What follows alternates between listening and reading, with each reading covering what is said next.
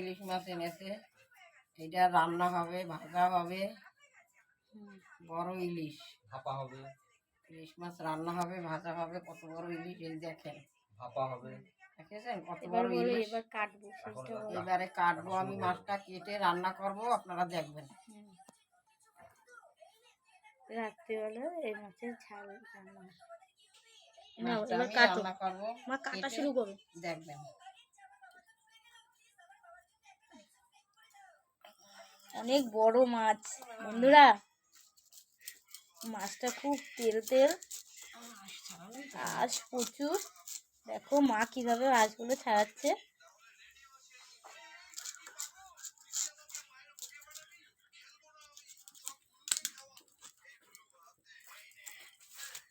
বাবা মাছটা লাফ দিচ্ছে, জ্যান্ত মাছ। কাটো, মাছটা কেটে ফেলো। ধরতেই পারছে না, মাছটা এত তেল, এত বড়। বাবারে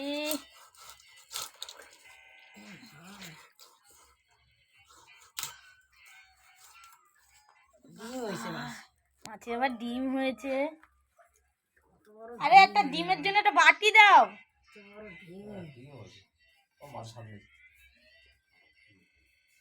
ভালো হচ্ছে, আমি ডিমটা পছন্দ করি। বন্ধুরা কে কে ডিম খাও মাছের, একটু কমেন্ট করে জানিও।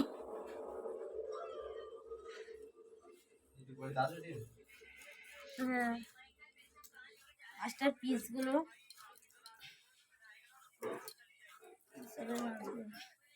কাটতে খুব কষ্ট হয়ে যাচ্ছে। ধান নেই বটিতে, বটিতে একটুটাও ধান নেই। ধার দিলাম তো। দেখো মাছটা একটু দেখো কত সুন্দর। এই বাটিতে ডিমগুলো রাখা হবে। আমার ডিমগুলো রাখো,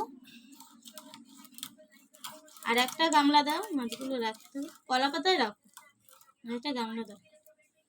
বাবা সুন্দর মাছটা, কি সুন্দর দেখো বন্ধুরা, রক্ত পড়ছে টক টক করে।